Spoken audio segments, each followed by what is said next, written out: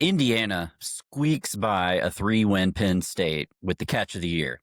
I mean, how the hell did he catch this ball? We're talking college football week 11. We saw some Big Ten contenders really struggle. Georgia actually might have figured things out. And the ACC is looking down bad, man. Plus, we'll give you our Nitro CFB projections. This is the Nitro College Football Show. I'm Burl. And I'm Streit. Like and subscribe if you love college football, because if you're watching us right now, that must mean you love college football. So give us a like and subscribe. On to week 11. We saw drama in the Big Ten. Drama against some bad teams. Well, I mean, Iowa's not a bad team. Iowa's a good team. But Penn State's not a good team. No, but they were preseason number 2. They do have talent on the team. It's a very similar situation to Florida. Right. So yeah, this was a great game, especially the end of the game, because it went from good game to absolutely insanity in that last drive. And Penn State, they scored 14 points in that fourth quarter to take the lead. They'd been down 13 points. And so they take that lead and they're so close to putting it away. They got the ball back and they just couldn't run that clock out. And it gave Indiana a chance. And as a good football team, as a team that wins games, sometimes all you need is that little chance. So you're telling me there's a chance? That's all they needed, man. And for much of this game, Indiana, this wrecking ball of a team that had destroyed people all year long, was not that. And that's kind of been their MO. When you look at their schedule that they've played this year, they have absolutely destroyed unranked teams, and even Illinois, who was ranked at the time. But when they played some better teams like Oregon, like Iowa, they struggled. And now they played against a team that has a ton of blue chip players, really strong roster, and we saw them struggle again. Yeah. I mean, this game, honestly, even, and we'll talk about the last drive here in a minute, but at the end of the day, this was an incredibly even game. Like, incredibly even. The total yardage was Indiana 326, Penn State 336. Each team had one turnover. Time of possession was almost 30-30 down the middle. Like, this was an incredibly even game, back and forth.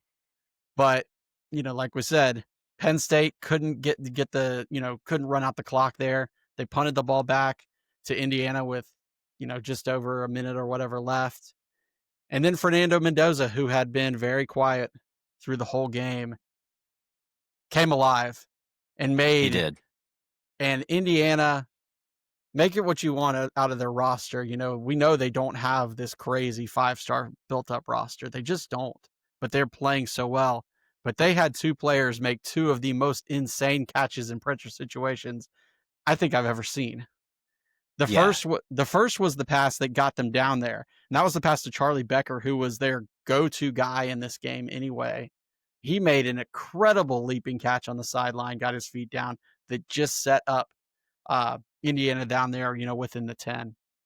It was crazy. Yeah. And then a few plays later, we see what is honestly literally a miracle, in my opinion. It was similar to the Gravedigger play, Alabama versus Auburn, where it's just kind of thrown up in the back and just somehow gets his feet down. Yeah, I mean, I think Mendoza might have actually almost looked like he was trying to throw it away. I think he was trying to throw it away. That's what it absolutely looked like, because Penn State was bringing the house and it was working. And that was 3rd down too. I mean, if they don't get that, then it's 4th down. But you have to give Omar Cooper credit. Absolutely. I don't understand how he made the catch. His one foot was coming down and it was going to land out of bounds. And at the last minute, he stopped it, lifted it, and got the other foot down to make that catch. It It might be the best toe tap play I've ever seen. It was Brock Bowers-esque. With the Yeah, levitation. yeah. I mean, it was almost like it looked like that 1 foot, like it stopped, like it was almost down, and then it just stopped and moved back up. Like, I have no idea how he did that. It was crazy. It was a hell of a catch. I couldn't believe what I just had seen. Yeah, because that was one of the most athletic things I've ever witnessed, and kudos to the umpire referee who was back there, actually called it correctly. he was in perfect position. It was funny because as the guy was coming, like he had to like get out of the way, but still got back into perfect position, and just an amazing catch. And the season continues on for Indiana. They haven't won there at Penn State, and like so they get the win. I gotta say that I think this is the most humble I'd ever seen Cignetti after a game. Yeah. Oh, he totally was. Like, he was so humble. Like, he was not talking shit. No, like, none of that. Yeah. And for Indiana, we've talked about it with other teams. Sometimes in championship seasons, you've got games that you just don't play your best. But if you can find the way to win and move on, you do. And Georgia had those. I mean, look back at 2022, that game at Missouri, where Georgia just could get nothing going, and then they found a way to win at the end. Good teams. Oh, who was the other team, the FCS team that gave us a run? Well, Nichols, but that was in 2016. Nicholls State. Yes, Nichols. Yeah, that was in Kirby's first year, but that was different. But maybe I got my I'm talking about a up. championship team. I mean, like, yeah, in 2022, it was Missouri. Yeah, that Missouri game. Just find a way to win. A lot of times it's Kentucky for Georgia, in big seasons, but they found a way to win, and that's what you got to do. Exactly. That's exactly what you got to do. So, where does this put Indiana in your mind? Are they still super elite, or do you have some concerns? In this season where I feel like nobody has really been totally elite, it doesn't change my outlook for them. I think they are every bit the capable to be the juggernaut team, but just like every good team, they have their flaws. But on the day that they had some flaws, they found a way to win, which is a hallmark of a good team. So for me, it is. I still look at them exactly the same way as I did coming into this game, to be honest. Man, I was hoping you were going to talk some trash, man. I can't. Like, I've been a doubter, and I told you, they've turned me. I'm not a doubter anymore. I'm a believer. So, well, we'll know for sure when Indiana ultimately faces Ohio State in the Big Ten championship. Yep. But then we also saw Oregon struggle with Iowa, which I actually am not that surprised that it was this close. I was a hair from picking Iowa last week. I wanted to. Lots of people were. I mean, Kirk Herbstreit, I think like he dang near predicted the exact score almost. But this game, it was disgusting. The weather in Iowa was horrible. It was raining and so right there, that helps out an Iowa team that's already built on running and defense. One of the funny things that I did hear about this game was that Iowa almost won a football game against a top 10 team with barely being able to even throw a forward pass. Yeah, and you want to know the most ironic thing about this whole game? What's that? Iowa botches a punt snap for a safety. And that's the difference in the game. That is the difference in the game. Iowa, the team that says punting is winning, lost on a punt. Iowa, the team that later in a downpour hit like a 50-something yard field goal to take the lead. Yeah. Couldn't snap the ball. Yeah, it's crazy. I mean, what it boils down to, it was the 2 fumbles that they had. It was the 2 fumbles and the safety. They controlled the time in this game, 33-26. Oregon wasn't lighting it up. No, Iowa's got a really good defense. I mean, they held Indiana to 20 points, something like that. Yeah. Oh, yeah. Iowa's top 10 defense in the country, which is normal for them. And they had scored to, Iowa had finally taken that lead there in the fourth quarter, and just a minute 51 left, but Dante Moore led them down the field 10 plays in like a 10-play drive that only lasted like a minute, which is kind of crazy, to get that game-winning field goal. Opposite of Georgia Auburn. Yeah, indeed.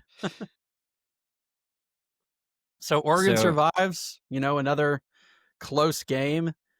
For Oregon, they've got a couple of challenges still left on their schedule. So for the longest of time, we've kind of thought, hey, you know what? The Big Ten, it's going to be those three schools, right? Ohio State, Indiana, Oregon going to the playoff. But this game makes you think a little bit, right? Oregon still has to play. They've still got to play USC. And then they've still got to play Washington, who did lose this weekend after looking pretty good the last few weeks. But it's always been a tricky game for them anyway. Kept them out of the playoffs a few years ago by beating them twice. So we'll see what happens with Oregon. Whereas Indiana. So let's talk about that. Like, what happens to the Big Ten in terms of college football playoffs? We can dive into this more in detail when we get to the CFP predictions. But does it, if Oregon loses to USC, do you think the Big Ten only gets 2 teams in? Maybe. It just depends on what kind of shakes out, because USC could potentially. USC, I think, in the AP poll right now is up to like 16. So they certainly, if they could win out the rest of the way, they could certainly. I think it's going to be really hard for a 2-loss team to make it. Yeah, out of a 2-loss team out of the Big Ten. Period. Oh gosh, there's going to be 2-loss teams out of the SEC for sure. There's probably going to be 2 or 3, at least. Who do you think it's going to be out of the SEC? Yeah, well, you got to look at what happens. It depends on who wins and loses going out. I mean, there's lots of scenarios, but I absolutely think there will be at least 1 or 2 2-loss teams in the playoff out of the SEC for sure. All right, we shall see. So speaking of the SEC, Georgia went off to Starkville, and all of Barstool Sports was hyping up Mississippi State, pulling against our beloved Bulldogs, the Georgia Bulldogs, the real Bulldogs. And poor little old Georgia didn't stand a chance. Trap game. But I guess no one told Georgia that. No. Well, I think Kirby said it best, right? You don't run into a trap game if you don't prepare. If you run into a trap game if you don't prepare. They didn't prepare for this to be a trap game. And for Georgia, this was important because they have not put together a complete effort all season. And I will call this a complete effort despite giving up 2 garbage time touchdowns in the fourth quarter, because literally they had emptied out everybody on the bench at that point. And Mississippi State had a backup quarterback in. But after that opening drive, which we're used to, here you go again, 4-4 on third down, whatever. Georgia just put its foot down on Mississippi State, scored 34 straight points at that point, I think. 31 straight points, whatever it was. To open up this. Go ahead. 300 yards of rushing. Yeah. I mean, this game, this was the game we were looking for. The Georgia offense, which has been great all year, continued to be absolutely fantastic. They didn't punt until the second half. Now, they did have a turnover, but they didn't punt until the second half. 300 yards on the ground. The breakout game that we've been waiting for from Nate Frazier, who looked healthy. He looked confident. And he had 3 big, long runs in this game. It wasn't just the long touchdown. It was the one that set up, ultimately, the fumble at the goal line. It was also another run later in the game when he lost his shoe and went for 35 yards. He ended up with 180 yards rushing, and he only had he had 15 yards of carry. It was a great day for Nate Frazier. He did. And great to see. Finally, we're seeing the potential happen for him. He was patient, and he was able to hit the holes right as they formed. And kudos to this offensive line, this much maligned, this crazy talked about offensive line that is full of freshmen is now growing up in front of our eyes and absolutely dominating people. Yeah. I think getting healthy it was part of it. The last few weeks, having Ernest Green back in there has really helped. And Juan Gaston's done a good job when he's been kicked out there to tackle too. But having Monroe Ernest Green, Freeling had a game. dude, Monroe Freeling, since he's gotten healthy, is having a season right now. Yeah, he's destroying people. As much as lots of people are starting to give Bobo credit for the season, credit where credit's due. People need to be talking about Stacey Searles a little bit too this year. Yeah. Like, you don't lose 4 guys to the NFL and then come in and you're starting true freshmen on the line if you don't know what you're doing. And I didn't like the hire when they brought Stacey Searles back because I didn't think he was great in his first run here in Athens. He's done a hell of a job this year. That offensive line is gelling, and it's gelling at the right time. No sacks in this game against Gunner. He was rarely pressured. It was a fantastic effort from the offensive line and from the running game that really got Georgia's offense going. And then another solid effort from Gunner in the pass game. He got the tight ends involved. Oscar Delp had his first touchdown of the year, but also another great catch. We saw an amazing catch from Elias Williams. And Elias Williams and Oscar Delp had some awesome blocks in this game. Downfield. Like downfield pancakes. Lawson Lucky had a couple of good blocks too before he got knocked out, and hopefully he'll be back soon. And Zachariah Branch continued to be Zachariah Branch that we have come to know and love. Love the call. Kirby joked about the criticisms of the screen game, and he says, "Where's all the critics of the screen game?"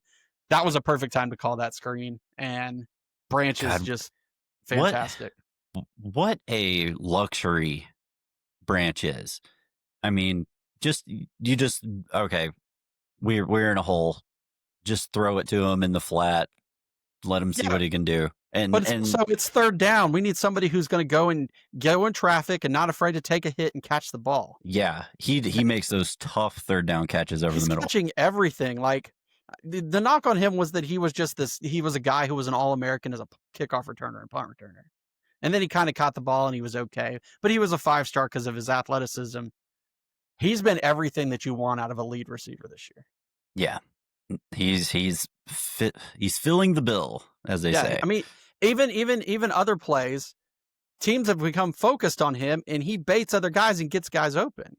Yeah. Like last week, the Florida, obviously we saw the touchdown pass to Noah Thomas.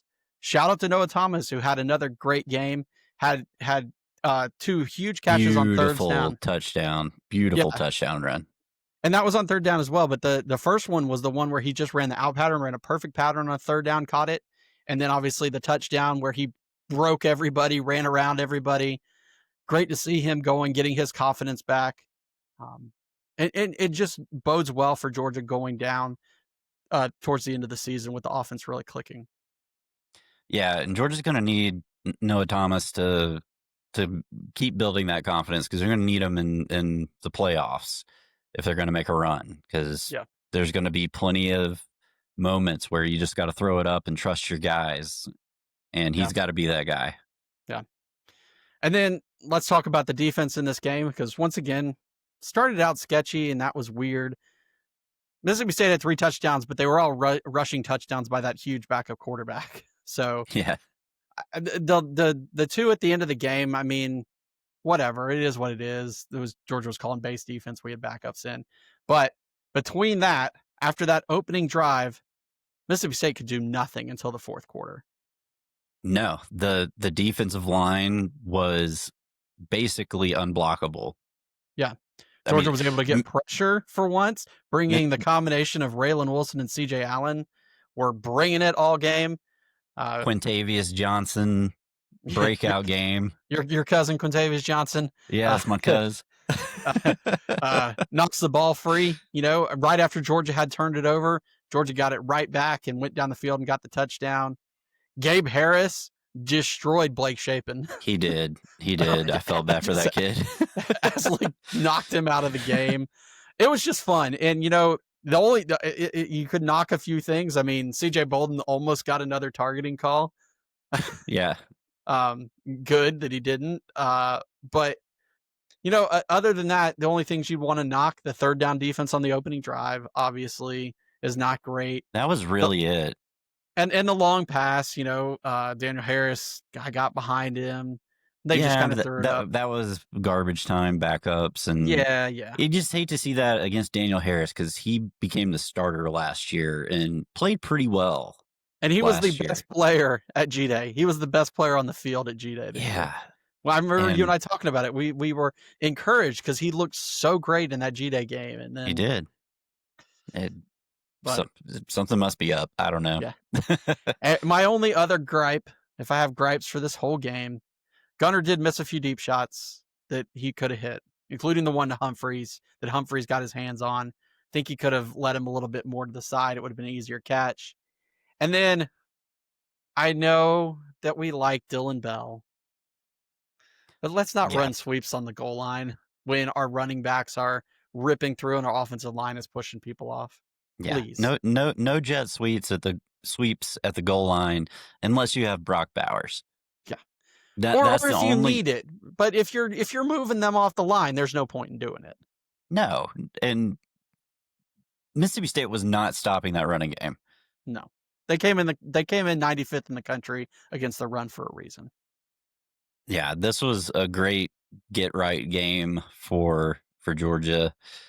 I know Texas fans are happy that Georgia won, so that they're not coming into this weekend all pissed off. But I don't think that matters. Yeah, I don't think that matters. And actually, I think this is better for Georgia. Georgia needed a complete effort. They needed the ability to show that they could put it together and win in a situation that was tough and on the road and not have to play from behind. So I think this was an important game, and it got some backups there in the fourth quarter. I mean, we got Puglisi, we got to empty out the bench. Haven't Yep, been able got to to do see that. Bo Walker. Yeah, I mean, we haven't been able to do that since Kentucky. We didn't even really get to do it against Austin Peay. So, Right. like, it was good to get some guys some snaps and to also make sure that nobody else got hurt trying to play through in the fourth quarter because obviously we lost Jordan Hall for the year. Chris Cole was back out there. He looked good. DeMello Jones was dressed, but he didn't play much. So, just trying to get healthier, get ready for Texas next week. We got a huge game Saturday night in Athens. Yeah, gonna be a good one. Hopefully, it's a good night for the dogs. If you love college football, give us a like, subscribe. If you're watching us live right now, you obviously must love college football. Hit that subscribe button at the bottom of your screen. We appreciate you. So Texas Tech, they put it on BYU. They shut BYU down. And I think when we talked about this game last week, the thing that we said was that if BYU can't get its running game going, they do not stand a chance. Well, they ended up with like 60-something yards on the ground. And then they didn't stand a chance. And they did not stand a chance. Texas Tech, their defense was dominant. I mean, they held BYU to 255 yards. And BYU didn't score until there was about 7 minutes left in the fourth quarter. Yeah, Texas Tech. I mean, that was an impressive victory in my mind. All year, the biggest win that they had was against Utah, which is looking really good now. But at the time, he wasn't really sure about Utah, and because they did beat them pretty badly, they pulled away in the second half. But BYU coming into this game undefeated, beat Utah. This was a huge win for Texas Tech. I mean, it was a really good, coming out party for the Red Raiders, and I think they announced their presence with authority on the national scene. Yeah. Offensively, it wasn't a great game for Texas Tech. Baron Morton threw for 219, but he was about 50% completion. Cameron Dickey had a good game, 121 yards on the ground, was kind of the star for them. But I think the story of this game and what it continues to be is the boa constrictor that the Texas Tech defense is. Up front, particularly their front seven. And they they held LJ Martin, who came into the game as the Big 12's leading rusher. Now, granted, he's been hurt, but they held him to 35 yards. And it all starts with kind of the star of the day and really the star of this weekend of college football, and that's Jacob Rodriguez. This guy was already having a monster season. He had another monster game on Saturday. Texas Tech is now officially getting behind him as their Heisman candidate. He had 14 tackles. He had an interception. He had a fumble recovery. He leads the country with forced fumbles. Well, now he's got 2 recovered fumbles. He's got 3 interceptions. He's got 88 tackles. He's got 5 passes defended. This is a guy who is making a difference at the linebacker position. And just a couple years ago, he was a quarterback who left and came back to Texas Tech as a walk-on to play linebacker. That's amazing.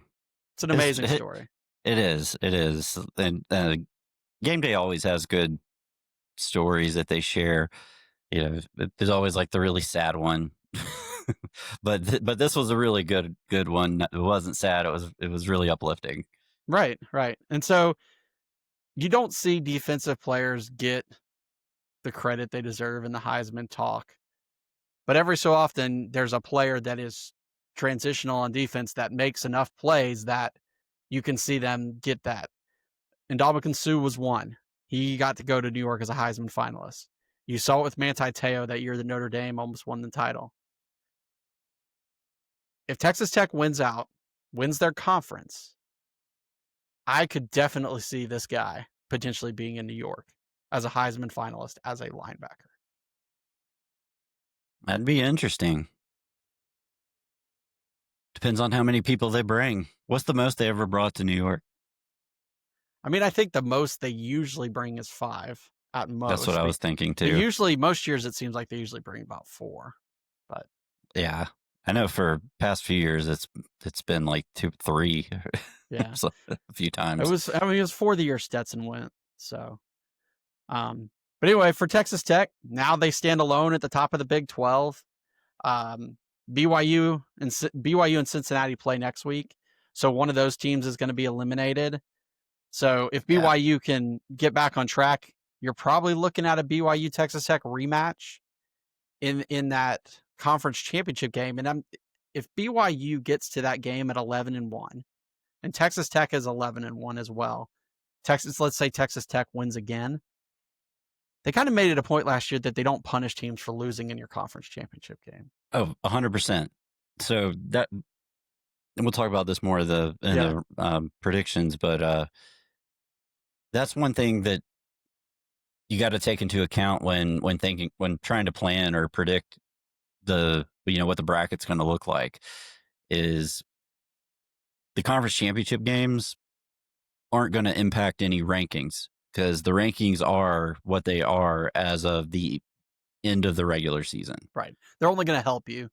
You can move up in the conference championship game, but you're not going to move down for the most part. Right. Exactly.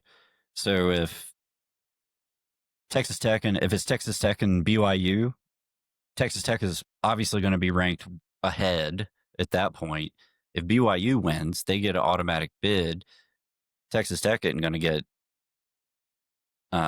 penalized. Yeah. So, that's the best case scenario for the Big 12. Yeah. But I think Texas Tech's going to run the table. Yeah. I mean, at this point, their defense is so good. Their offense is doing well enough. And, what's their schedule the rest of the way? I don't think they have too many blockers on their way the rest of the season. Let's see what they've got. They've got UCF and West Virginia left. So they've got a 4-5 UCF. West Virginia is 4-6. They've been playing a little bit better the last couple of weeks, but those two teams are combined 3-10 in conference. So, Cincinnati, BYU. That's gonna be your predict, or I guess whoever wins that is going to Big 12 championship. More than likely. Yeah. Yeah. I mean, there's an outside shot of Utah, I guess, maybe, but I don't think at this point, because BYU's got the tiebreaker. BYU would need to lose 2 games. So Exactly. But for that to happen, Cincinnati's probably going to win. So Cincinnati would probably be in then. So exactly. All right. Texas A&M is just kicking everybody's ass at this point. Yep. The perfect season rolls on. We said that it was going to be a tough task to ask Matthew Zollers to make his first career start against a top 3 ranked team. Yeah, it was a tough go at it. He was 7 of 22 for 77 yards. Yeah. The defense, Missouri's defense tried their best. But Texas A&M is just too good. I mean, They're just too balanced. They're so balanced. Yeah, I mean that's the thing about Texas Marcel Tech. Reed. It's official. I'm on the Marcel Reed bandwagon. You're back on it after last year. You were on it last year too. I loved him last year, and then he let me down. But this year, he's just gotten better and better each week. And when you look at his overall numbers, we'll talk about that when we start talking about the Heisman. Makes your eyes pop. I mean, he's doing incredible stuff. Yep. Yeah, just another impressive game for them defensively and offensively. Obviously, Missouri was able to run the ball a little bit. I mean, they had 2 100-yard rushers, but the complete lack of a passing offense just killed them. And A&M, A&M had the linebacker who had the pickup fumble that he returned. They even ran a fake punt with that same guy, and he picked up like 35 yards. Everything was going right, and everything has gone right for A&M this year. They've got South Carolina and Samford before they face Texas at the end of the year. You got to think next week, they win next week against South Carolina, they've already guaranteed themselves a playoff spot right there because they ain't going to lose to Samford. And even if you lose to Texas, so what? Yeah, exactly. Yeah. So yeah, I think they've definitely cemented themselves in the SEC championship game. Yeah, I think if they win next week, Texas only has 1 loss in conference right now, so there still could be a toss up there because Alabama's undefeated in conference. So I don't think A&M gets in yet because I think if Texas beats Georgia, then there could still be a tiebreaker there the last game of the season. I hope everybody holds serve. A&M and Bama go to the championship game. Georgia gets that home playoff game. Or heck, you know what? If Georgia goes 11-1 and their only loss is to Bama by 3 points, and let's say that Georgia's very 5, well could get a bye. Yeah. If A&M's 3 and Alabama's 4 and Georgia's 5, and let's say Alabama blew out A&M in that SEC championship game, well, that's not Texas A&M ain't gonna miss the playoffs, but maybe they drop the 5, and maybe Georgia doesn't have to play in the SEC championship and gets a bye. I don't think we'll be that lucky. But it could realistically happen. It could happen, but it's not. Or if this happens, let's say Georgia beats Texas, but Texas A&M still beats, or Texas A&M loses to Texas. Now Texas A&M still plays in the SEC championship game and loses. That could be a situation too where Georgia could finish 4th and not have to go to the SEC title game. Yeah, I just don't see Texas A&M losing right now. Yeah, but you never know. That Texas game is the end of the year. It's at Texas, so it'll be a tough. Yep. Rivalry games. Missouri had this great season going. The injury, obviously, to their quarterback, it has really killed it. They've got 3 SEC games left: Miss State, Oklahoma, Arkansas. They could easily lose 2 of those games this season, where everybody thought Missouri was a lock. Easily lose 3 of them. Yeah. I mean, realistically they could. So tough luck for Missouri. Yeah, extremely tough luck because they were trending upwards pretty well. So let's talk about a conference that is not trending upwards. The ACC, 2 of their top teams get beat this weekend. Cal beats Louisville, and Wake beats Virginia. And I think everybody was not very shocked about Virginia losing because Virginia's been trying to lose a game like every week. I think that's what someone said during game day. Oh, yeah. Here's a fun fact. So Cal beat Louisville on Saturday. Who is Cal's offensive coordinator?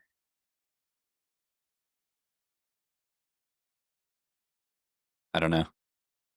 Brian Harsin. Oh, that's right. Yes. Okay. And he won on a play that Alabama had beat him on. Yep. Yep. Yep. So this game, if there's two stories in this game, number one, Louisville they didn't have Isaac Brown in this game, who's their leading rusher, who I touted preseason as a Heisman candidate. Yeah, that's a huge loss. Now, K'Wan Brown had a great game. He had 136 yards for them, but he didn't find the end zone. So the real hero of this game was for Cal. Obviously, Cal won this game in overtime. The hero of the game is Jacob DeJesus. This guy did everything in this game.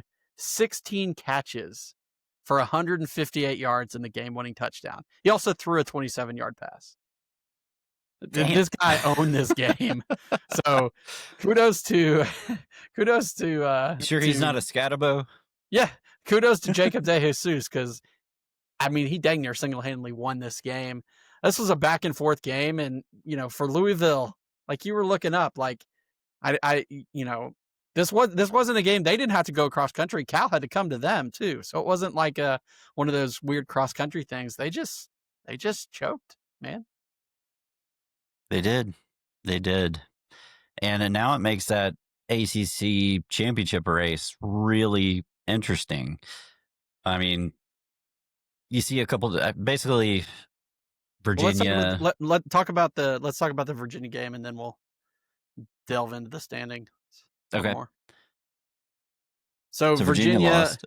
Virginia loses to Wake Forest. Now Wake Forest has been close all year, right? Like Wake Forest should have probably beaten Georgia Tech. They should have.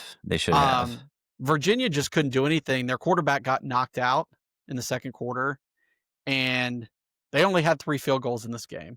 They ran the ball decently, but without their quarterback, they couldn't do anything. And once again, what was the difference in this game? Because Wake Forest didn't score any touchdowns on offense either. It was an 88-yard punt return by Carlos Hernandez. It was the only touchdown in the game that gave Wake Forest the 16-9 win. Nice.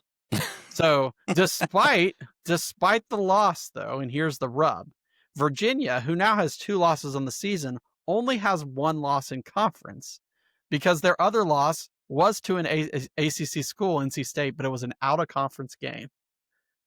So Virginia, despite having 2 losses to ACC schools, remains at the top of the conference at 5-1, but now tied with Georgia Tech, Pittsburgh, SMU, all at 5-1, and then Duke's at 4-1. So you've got a very, very muddled up group. Now Duke is 4-1, but they're 5-4 overall. All the rest of these guys are sporting much better records. But they've got a great shot because Duke plays Virginia this weekend, and they're favored. So if let's say they win, and then Pitt still has to play Tech, or Tech still has to play Pitt, however you want to look at it. SMU doesn't have anything on their schedule. Pitt's got the toughest road ahead. They've got an out-of-conference game against Notre Dame. So they have 3 ranked games left on their schedule. They play out-of-conference against Notre Dame on Saturday. Then they play at Georgia Tech, and then they play Miami. So they've got the toughest road ahead. 3 top 20 ranked teams right now. So it's going to be tough for them.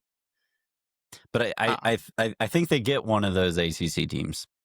Yeah, it's either going to be Tech or Miami. They're going to get one of them. Notre Dame's going to beat the crap out of them, I think. Yeah, I would expect that.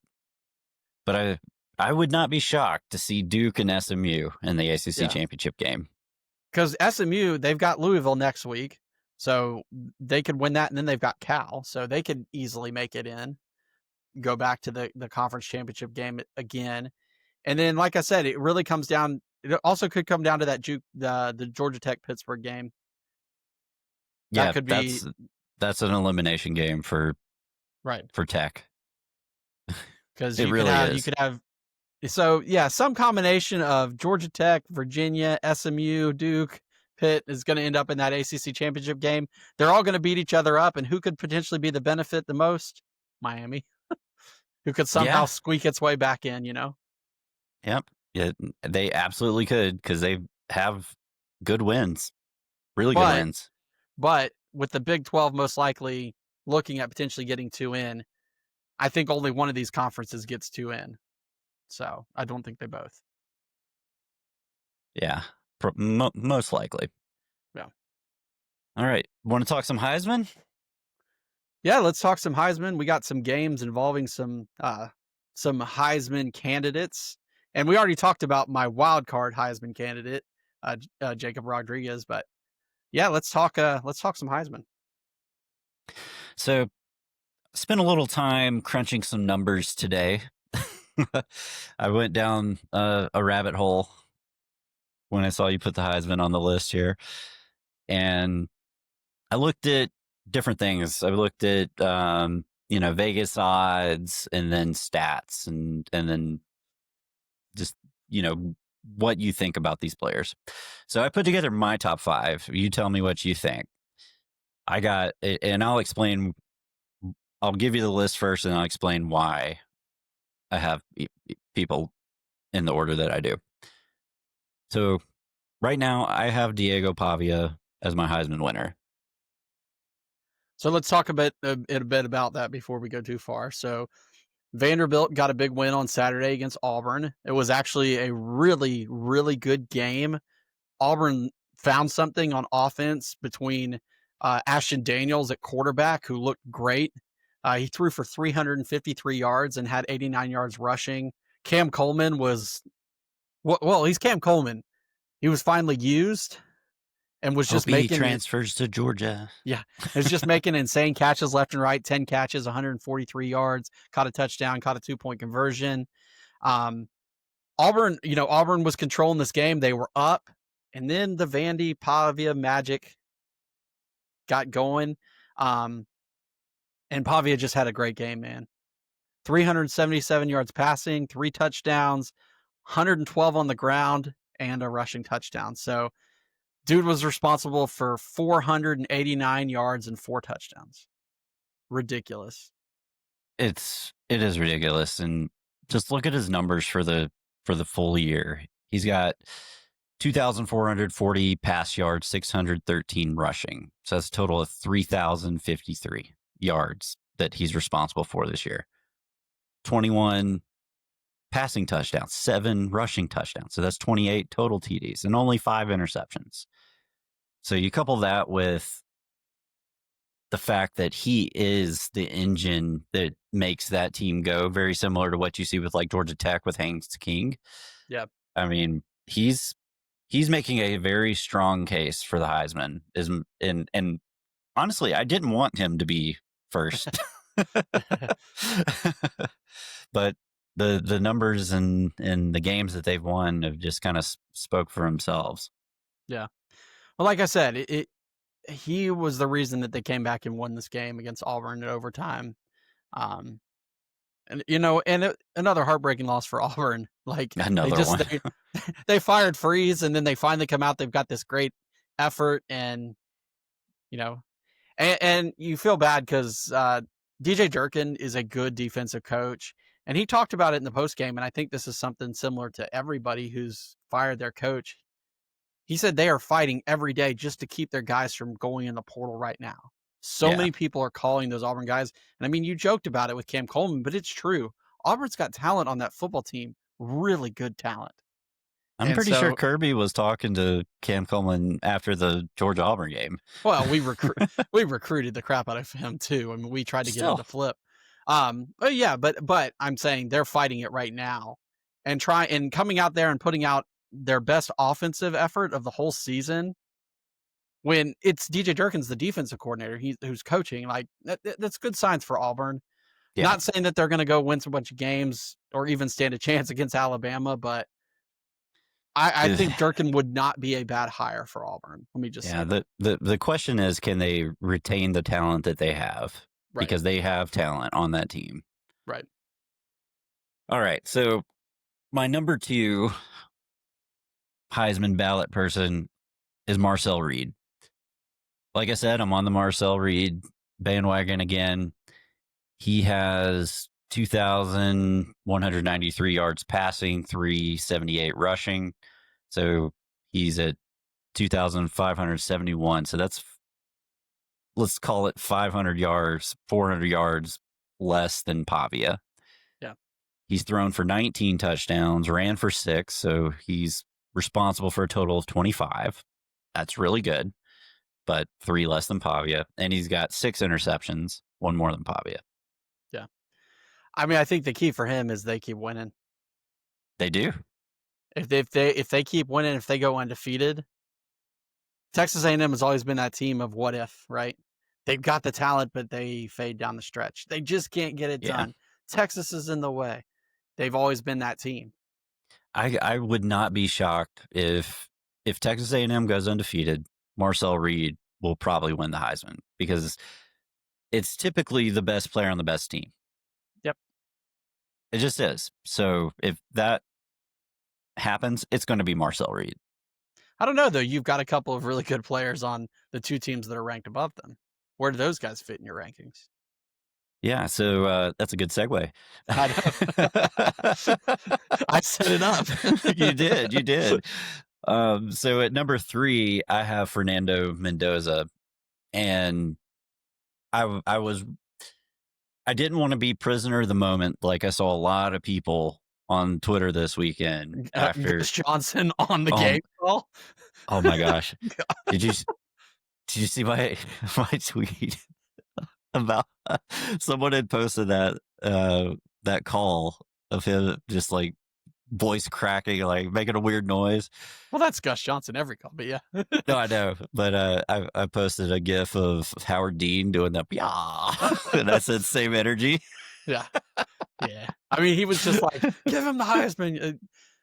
It was great because he had 2 Heisman throws on that final drive, 2 Heisman moments.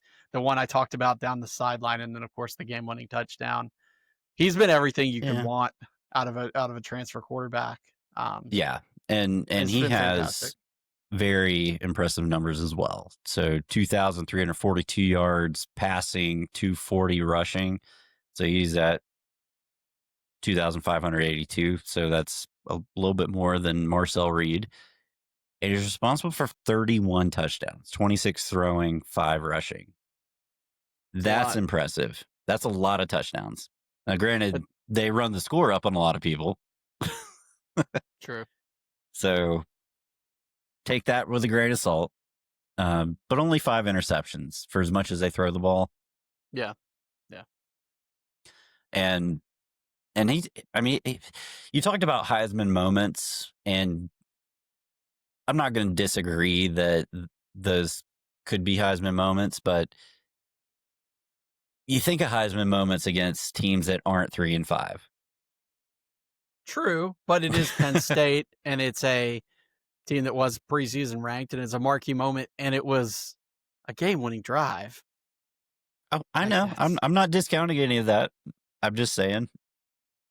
Yeah. Heisman moment. I mean, if you think about Heisman moments, I mean, the most prototypical Heisman moment that's been replayed a billion times is the Johnny Manziel touchdown against Alabama. I think that is the most Heisman moment there's ever been. Oh yeah, because if anybody's had Heisman moments this year, it's been Gunnar Stockton of anybody, like out of everybody. Right. So I got Fernando at 3. He's going to be a strong candidate there. That's another situation. If Indiana wins out, which they probably will, would not be shocked to see him winning that, hoisting that trophy at the end of the year. If they somehow jump Ohio State in the rankings somehow, which I don't see that happening. Well, if they beat them in that championship game. But they put the Heisman votes in before the championship games, right? No. It's okay, after. So there is a chance. Remember, what was that running back at Auburn that finished like 3rd in the Heisman because he ran for like 240 yards in the SEC or like 300 yards in the SEC championship against Missouri in 2013? Mason. Oh yeah. Trey Like Mason. that was totally like a reactive like one because Okay. yeah. Yeah. So if they beat Ohio I, State, that's probably going to be your Heisman. I mean, I think some voters do put him in before then, but I think they don't have to. I don't think they're due until after the conference championships. So Gotcha. All right. So at number 4, I have Ty Simpson. He's yeah, probably so the best quarterback on the list. But in yeah, terms of best player, most outstanding player, you look at his numbers, 2,461 yards passing. I didn't even include rushing for him because he's not a running yeah, quarterback by any stretch of the imagination. yeah, He's got 21 touchdown passes. He does have 2 rushing touchdowns yeah. for what So it's worth. let's talk a little bit about 1 uh, interception. yeah. Let's talk about Bama because Bama had a game this weekend that in years past was one of the biggest games of the season every year. They played LSU this weekend. Injury depleted, coaching staff depleted, and I thought Bama would just absolutely destroy him. It didn't turn out that way. I mean, it was a close game. It was a close game that wasn't really close. And the Alabama defense was spectacular in this game. They had 7 sacks. LSU benched Nussmeier, which I'm not sure if he's been that hurt and stuff. I don't know why they didn't go to Van Buren earlier. But for Alabama, I mean, Alabama scored 20 points. Ty Simpson had a solid game, 277 yards, threw a touchdown pass to Ryan Williams, but nothing spectacular, really. But I think the one thing that if you are paying attention to Alabama and you do have a concern for them going potentially into the postseason, the Alabama rushing game is not that good. Ty Simpson leads the way passing the ball, but they do not run the ball that well. They only had 56 yards in this game, and it's kind of been that way all season. And that's with a healthy Jam Miller. Right. So if you are looking at outside of the Heisman stuff, but just Alabama's perspectives in the postseason, they are a strong defense. They've got a great, solid quarterback, but the inability to run the ball could bite them. That bit Georgia last year. So it's just something to keep an eye out on. But in terms of Ty Simpson, his Heisman candidacy, he's been a rock solid player back there for them. He distributes the ball well. He's got stars. He uses them well. You can't ask for much more of that out of a quarterback. He's been a great player for them and really helped fit in that DeBoer offense much better than Jalen Milroe did last year. Absolutely. And like I said, I think he's the best quarterback out of the bunch. Yeah. Probably He'll probably be the Mendoza. first one drafted in the draft next year. Yeah. I think it'll come down between him and Mendoza. Yeah. More than likely. Yeah. And then at number 5, just because I'm a big proponent of players who are their team, Haynes King. No one epitomizes that more than him. He does everything for Georgia Tech. He is. He's going to die on the field for them. He takes every hit. Yeah. He's the running game. He's the passing game. Yeah, he's everything for them. He is the heart and soul of that team. He's played a lot of football, man. He's one of those 5th, 6th year guys that has lots of starts under his belt. He plays solid. If he ever gets hurt, they're done. Yeah, it's his 6th year. He had 3 years at Texas A&M and 3 years at Tech. Yeah. So, yeah, he's a solid player. He's great. 1,800 yards passing, 750 rushing, so total 2,642 yards rushing, or total yards. Sorry. Yeah. He has only 9 touchdown passes and 14 rushing, so responsible for 23 and only 2 interceptions. So he's been really good with decision making. So he was like that last year. I think he only had like 2 picks all year last year too. Yeah. He doesn't throw a lot of interceptions, but I think for him, the key to potentially win this Heisman is that Georgia game at the end of the year. If he shows out and they can beat Georgia, then he can get to New York. If they don't, then he won't. It's just, I think they should at least invite him to New York, even if he's not going to win. Yeah, because he is he's exactly what you think about when you think about a guy who is everything for their team and is the best player on the field whenever he plays. Yeah. And then So on the bubble, Julian Sayin, he's jumped up to a lot of people's number one with his completion percentage. he's at almost 81% completion percentage on the season, which is super impressive, especially considering, you've got probably like the two best receivers in the nation there too. But he's a first-year starter. I mean, it's not like this is a guy who's a first-year starter, and he's got 23 touchdown passes, only 3 picks, 80% completion. 24. So 24? Yep, 24 and 4. Yeah. So, yes, he's got the two best receivers, and he has not been under much pressure this year. But yeah, Ohio State has not played anybody this year.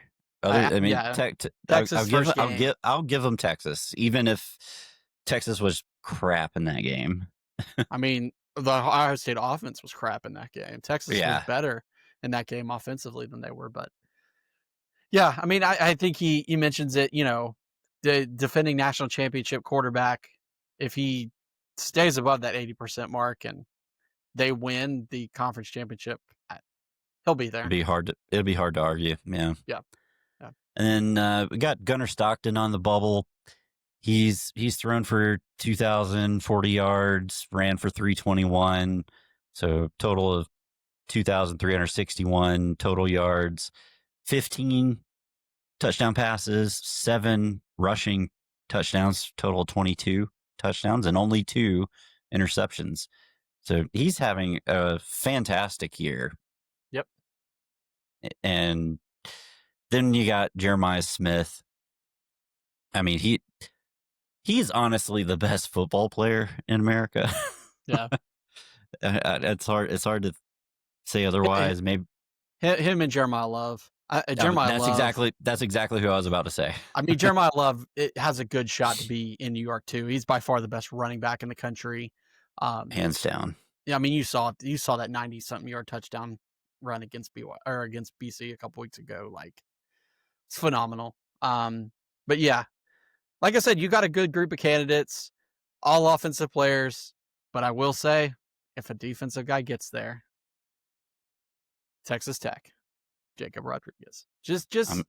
I'm here for it. The campaign has started. They were talking about it. They keep winning. It wouldn't surprise me. Absolutely. All right. You ready to talk about our Nitro CFP projections? Okay. So just to preface everything. So this is our projections. This is where we think things are going to end up at the end of the season. This is not a rankings and we're putting them where we think they fit right now just because of how we feel about them.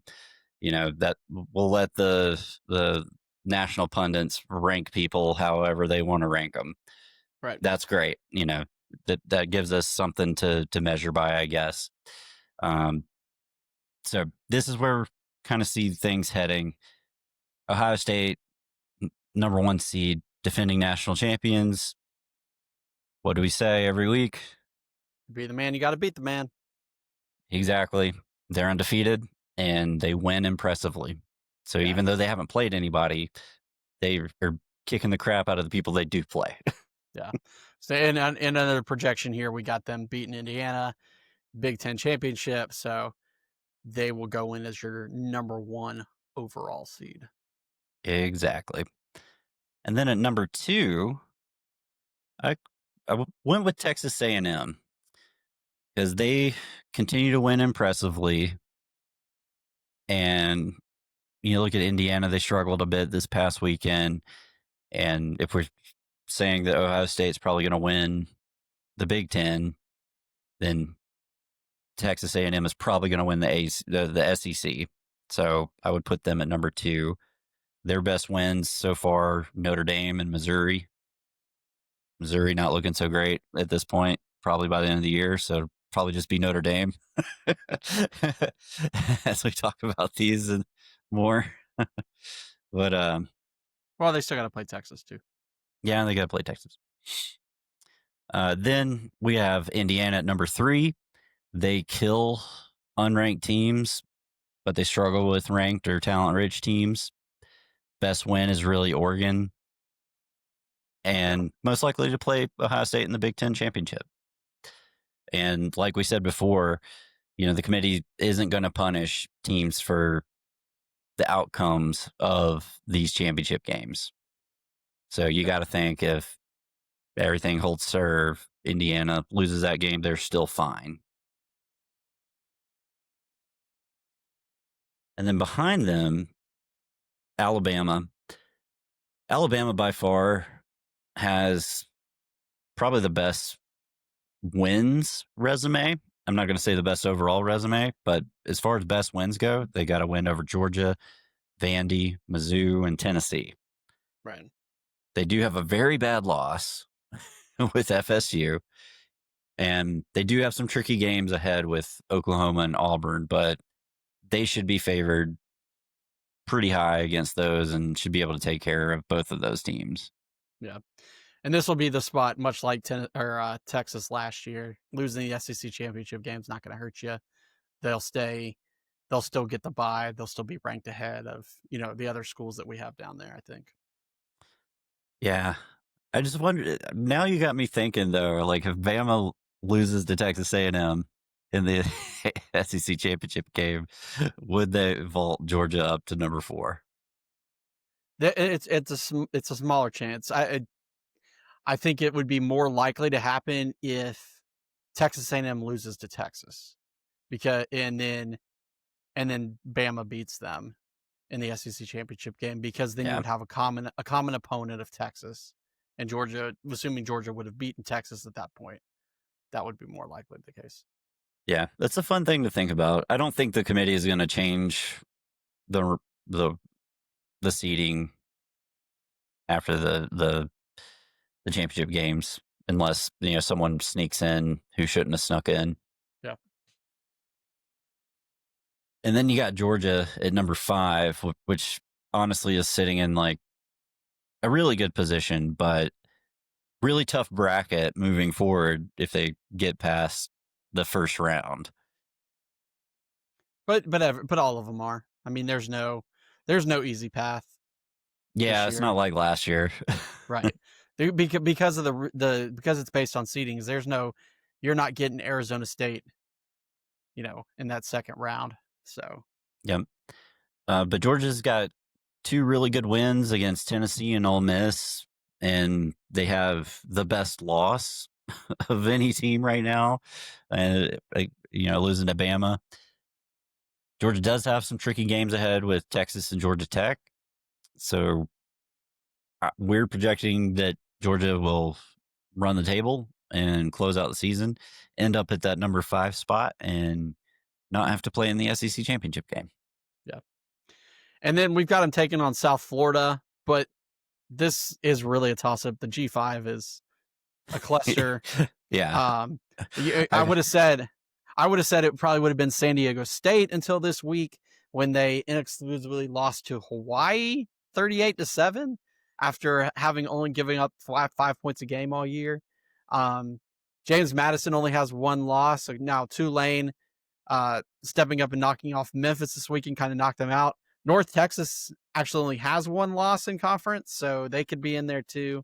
It's a jumbled mess, but South Florida has the best wins out of them, having a win over Florida, win over in a good game against Miami. So South Florida will probably win that conference if they get a chance. And then it's just a question of their resume against James Madison's, I think, at that point.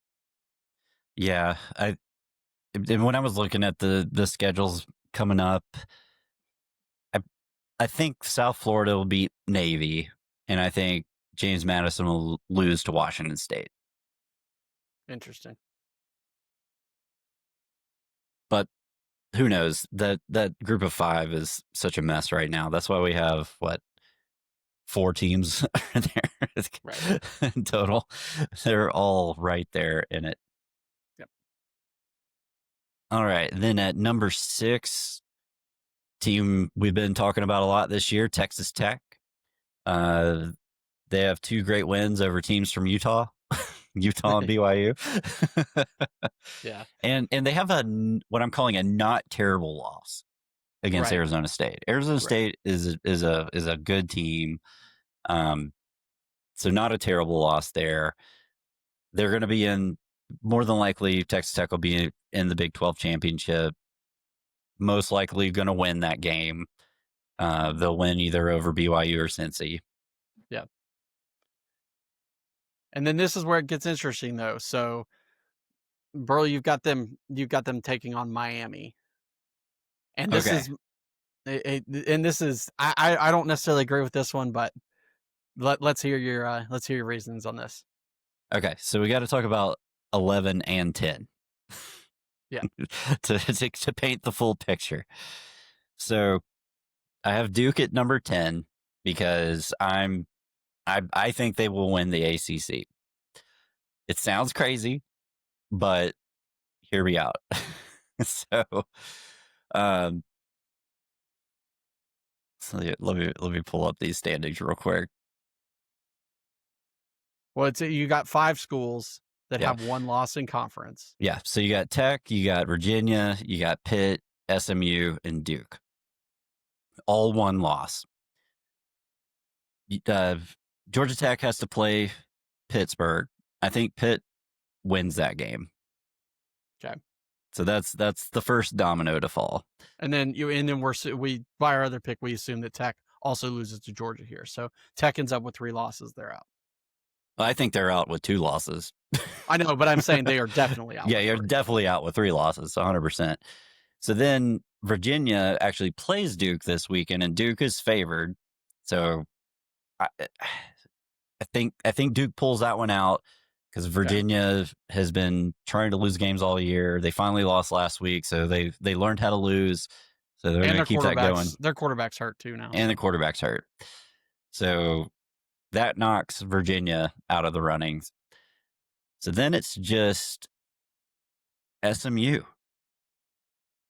of all people. SMU doesn't really have a tough game on the schedule coming up. So the way this all shakes out, Tech loses to Pitt, Duke beats Virginia, and then Pitt ends up losing to Miami. And so by virtue of Duke winning the ACC, they go in at 10. ACC gets 2 teams in. They get Miami in because Miami has 2 really good wins, Notre Dame and South Florida. They have not terrible losses, Louisville, and if SMU makes it to the ACC championship, that's not a terrible loss. Those were really close games, by the way. So that's my story, and I'm sticking to it. I could see that happening. The only kicker I have here about Miami in at 11 is if BYU finishes off, they win their games out. They play Texas Tech again in the Big 12 championship. They lose to Texas Tech again. BYU would be 11-2, both their losses to Texas Tech. Miami's 10-2, didn't play in the conference championship game. And so I could see BYU as the Big 12 would be perceived as a stronger conference because you've got a good Utah school in there that BYU beat. That BYU would get that other bid. Yeah, but the committee is looking at strength of record this year now. So, right, but Utah, if Utah finishes 10-2, and BYU is going to play Cincinnati this week, who's 9-1. So if they knock off a Cincinnati team with a very strong record, and they've got to win over Utah with a strong record, and both their losses are to Texas Tech, one's in a conference championship game, one was on the road. So your record looks pretty good. I could see them putting BYU in over Miami, a 2-loss Miami, because Miami's losses look worse. BYU's would only be to the team that was ranked 6th in the country. I could see that, but I still think Miami, the committee would put Miami in over BYU. Or neither of them gets in and they put in Vandy. True. I'm serious. Neither of those schools, SEC gets a 5th school in. That is possible, especially if if they Big went Ten out, only gets 2. or if Big Ten gets 3 in this scenario. I could see SEC getting that 5th team in over Miami, who's Vanderbilt's losses to. Bama. Right. They lost to Bama, and then they lost last week. Mhm. So Vanderbilt's very strong. So I absolutely could see they're only I could see Vanderbilt getting in. They are on the bubble with BYU right there. So very, very plausible. And at number 7, we got Ole Miss.